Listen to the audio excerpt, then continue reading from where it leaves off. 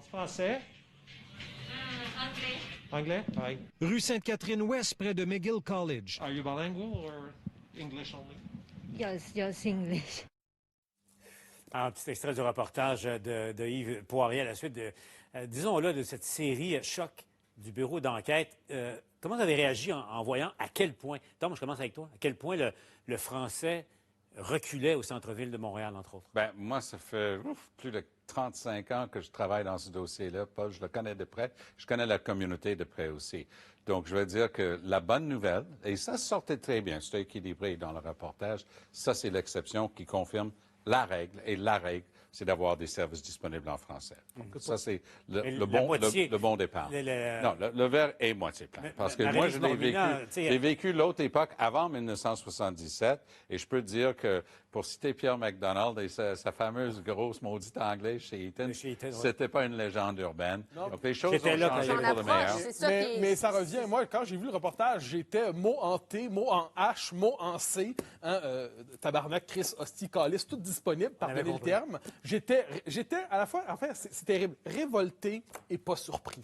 Parce que ce qu'on voit là, on en fait l'expérience régulièrement. Je me souviens, à chacun sa petite expérience, pour avoir demandé de me faire servir en français avec quelque insistance parce que la personne devant moi ne voulait pas, ça finit en disant « racist ». Racist, pourquoi? Parce que j'exigeais que ça se passe en français. On a tous, dans le reportage, donc je ne l'ai pas lu avec les mêmes yeux que Tom, moi, j'y ai vu quelque chose de catastrophique, c'est-à-dire un cas sur deux, le français est hors circuit. Ensuite, pour le français, lorsqu'il est disponible, il faut le demander. C'est comme un accommodement raisonnable qu'on fait aux vieux francophones, aux anciens Québécois, en leur disant « Ah oui, c'est vrai, eux, il faut quand même leur accorder ça. » Et on voit quand même une espèce de baisse du français.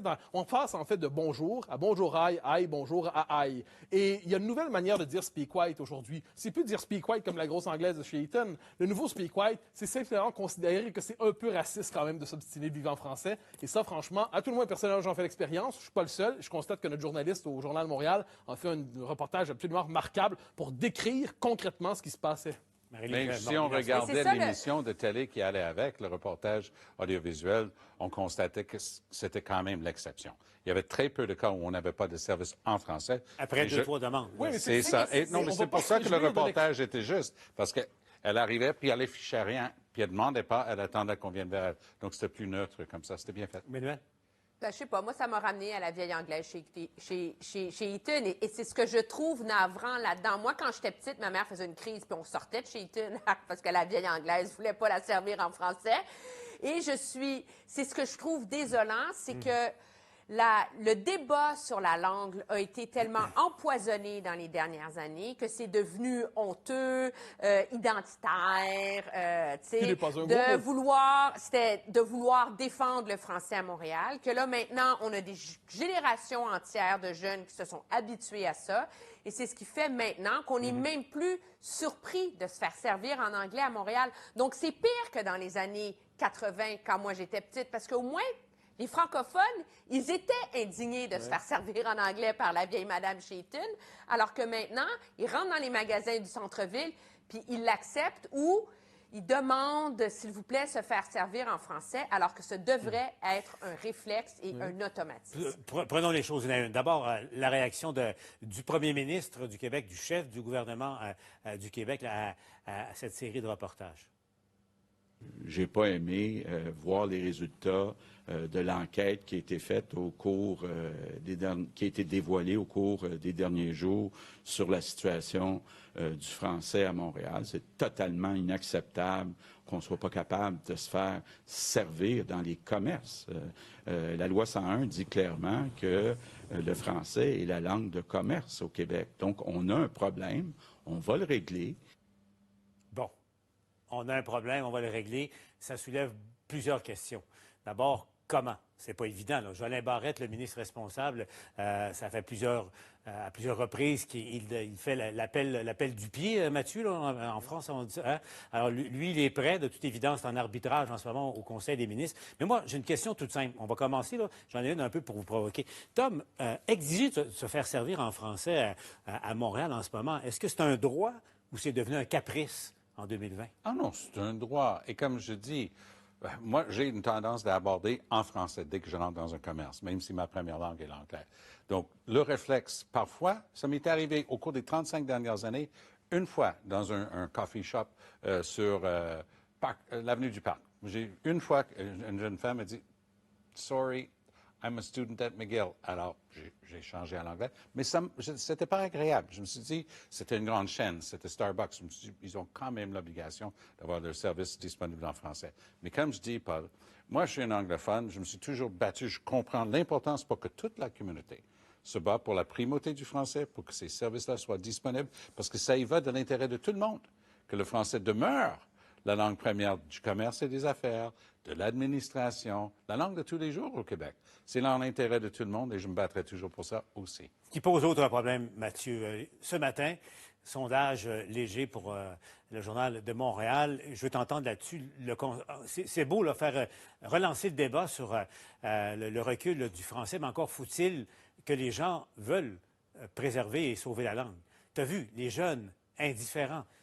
Tu as vu les résultats comme moi. Et Jean-Marc, je vais te citer, Mathieu, pardon, je vais te citer Jean-Marc Léger dans le journal ce matin. Il dit, en parlant des jeunes, il dit « Ils sont conscients que l'anglais domine, mais ça ne leur pose aucun problème. » Voilà. Pour moi, c'est là l'élément central. C'est-à-dire, moi, je suis en désaccord, je devine avec les deux jouteurs là-dessus, mais pour moi, c'est la génération de la défaite. C'est-à-dire la génération post-95. La génération qui a accepté que l'anglais allait... Non, on allait passer du primat du français à l'anglais français, au primat de l'anglais. Et puis le français, comme je dis, ça va devenir la langue de la tendresse pour sa grand-mère. Mais on accepte cette idée que la langue commune, de plus en plus, c'est l'anglais. Ensuite, il y a cette espèce de propagande effrayante au fil des dernières années où on assimilait, Emmanuel l'évoquait, au racisme, au repli sur soi, à l'anglophobie, au refus de l'autre, l'exigence du fait français. Il y a l'espèce d'idéologie des droits aussi, une espèce d'une conception un peu dénaturée des droits où on passe du français comme langue commune aux langues nationales, de langue de projet commun, de langue de la société québécoise, au droit des francophones de se faire servir en français. Comme si on réclame ce droit-là, mais on réclame plus que le fait que le français ait le pouvoir. Et moi, tout le projet de la loi 101, c'était ça. C'était pas seulement que les francophones aient des droits, c'est que la langue française soit au pouvoir au Québec. Eh bien, elle a perdu le pouvoir à Montréal. Il s'agit de reconquérir le pouvoir à Montréal pour la langue française. Enfin, Mathieu fait référence au référendum de 95, mais vu mon âge, je me permets d'insister sur le fait que j'étais là pour le référendum de 80. Et à l'époque, en 80, j'ai travaillé au Conseil de la langue française. On a fait un post-mortem. Mon patron à l'époque, c'était Camille Lorrain, l'ultime patron du Conseil à l'époque. Le seul patron de la langue française. Oui, mais j'ai connu aussi Claude Ryan et les deux avaient des visées pas mal plus similaires que les gens peuvent soupçonner. Toujours est-il qu'ils ont fait une analyse post-référendum de 1980 et ils ont découvert que la loi 101 était une telle réussite que ça avait baissé les ardeurs et ça les avait coûté beaucoup de votes, notamment dans la région de la capitale nationale, où les gens étaient très inquiets pour leur pension de retraite, etc. Mais pour revenir aux chiffres du sondage, moi, je ne suis pas surprise de voir les chiffres en ce qui concerne les jeunes de moins de 34 ans. Je pense qu'une grosse part de ça aussi, c'est le fruit de ce monde où la culture est vraiment totalement mondialisée. On écoute Netflix, la musique, le Shopify, le streaming, etc. Les chiffres qui m'ont surpris, c'est qu'on peut montrer les jeunes du doigt tant qu'on veut. Regardez les chiffres chez les 35 à 54 ans. C'est à peine mieux, là.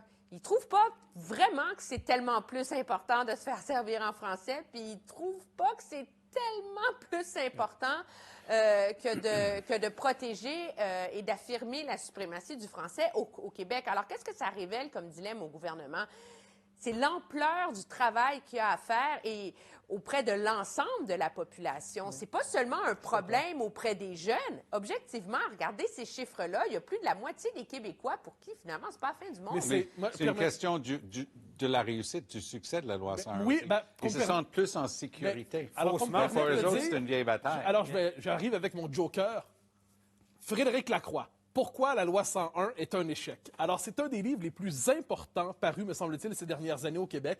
C'est paru au Boréal il y a quelques semaines, un livre remarquable qui montre pourquoi la loi 101 a eu un effet de réussite jusqu'aux années 90. Et depuis, ces effets vont en descendant régulièrement. Et ce livre documente, au-delà de mon sentiment, de notre sentiment, chacun d'entre nous, de nos expériences personnelles, documente la baisse du français à Montréal, au centre-ville, bien sûr, mais pas seulement, à Laval, maintenant sur la rive sud, au début. Cette anglicisation ou cette défrancisation, les deux vont de pair, le fait que pour les nouveaux arrivants, le français devient, oui, une langue disponible, mais pas la langue commune. Ils peuvent parler français, c'est un succès, mais le parlent-ils entre eux? Beaucoup moins.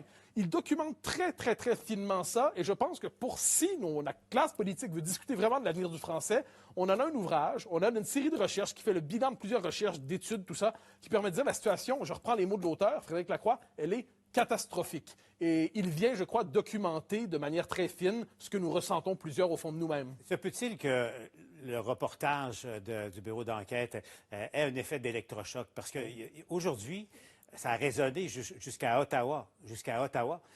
Allons voir ça.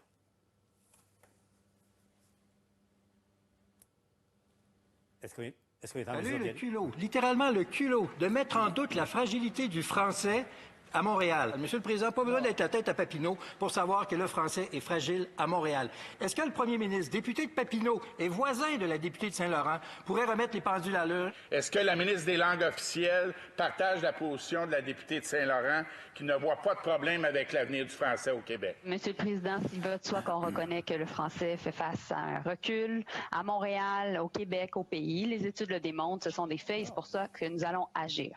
Donc, une ministre, pas n'importe laquelle, Mélanie Joly, qui reconnaît que ça recule, Emmanuel, il faut dire, on référait à la députée de Saint-Laurent, libérale, là, qui avait mis ça en doute, enfin, qui avait nié le recul du français pour finalement s'excuser ensuite. Mais qu'est-ce que sous-tendent les propos de Mme Joly, Emmanuel? Mais moi, je vois dans ces extraits-là quelque chose de quand même révélateur là, pour quelqu'un qui est à Ottawa depuis plus de 20 ans. Il y a 20 ans, par ailleurs, ou il y a même 10 ans, avant l'ère Harper, on n'aurait jamais vu le Parti conservateur soulever l'enjeu du français à Montréal. C'est un parti qui était anti-bilingue, anti-francophone, tout ça. Donc, il y a eu des gros changements. Et je pense qu'il y a une prise de conscience au sein du Parti libéral qu'il faut trouver une façon d'appuyer Québec dans cette démarche-là. Politiquement. Donc, moi, je ne m'attends pas à des grands miracles de la part du gouvernement fédéral qui a une vision très bilingue, pan-nationale. Mais que l'idée de défendre le français au Québec fasse maintenant consensus à la Chambre des communes à Ottawa, vous allez me dire que c'est purement symbolique, mais c'est une avancée quand même importante. Non, mais on a manqué un rendez-vous. On vient de marquer les 50 ans de la loi sur les langues officielles à Ottawa. Et je m'excuse, la meilleure manière de décrire, c'est la bonne vieille blague qu'il y a deux langues officielles à Ottawa. Il y a l'anglais et le français traduit en anglais. Ouais. Le français n'a absolument pas sa place dans la fonction publique fédérale. C'est une blague si quelqu'un vous dit ça. Ce qui passe pour bilingue, parce que, et avec mon travail universitaire, et avec mon travail dans le privé, ça m'arrive d'assister à des réunions fédérales. Si je devais les enregistrer, Festival juste pour rire. Je n'ai qu'à jouer ça et le monde ne croira pas ce qui passe pour du français à Ottawa. Donc, il y a un travail que Mme Joly, si elle est sérieuse, elle aurait dû le faire quand elle était responsable de la loi sur les langues officielles. Et vous savez ce qu'ils ont fait? La seule action qu'ils ont faite, essayer de nommer une libérale, ancienne ministre à Toronto. Ils ont essayé de la nommer commissaire aux langues officielles, justement pour qu'il y ait aucune activité dans le dossier, que ça reste une lettre morte. Moi, je demanderais à Ottawa une chose toute simple. Je leur demanderais de ne pas nuire. C'est-à-dire que le gouvernement du Québec fasse son travail, que les fédéraux ne nuisent pas, qu'ils cessent de financer les groupes d'activistes anti-loi 101 au Québec ou qui cherchent à toujours la déconstruire morceau par morceau, qu'ils ne cherchent pas d'une manière ou de l'autre, qu'ils ne fassent pas jouer contre le principe de la loi 101, qui est la langue commune, la loi fédérale sur les langues officielles, qui dit que finalement, il y a deux langues disponibles sur le terrain, et ensuite, aucune ne doit primer sur l'autre. Qu'ils ne nuisent pas, ils feront déjà immensément. Ensuite, les Québécois feront le travail. L'appel est lancé. Ne bougez pas. Dans un instant, je vais vous entendre là-dessus. Jusqu'où ira, d'après vous, Donald Trump aux États-Unis? Dans un instant, à la journée.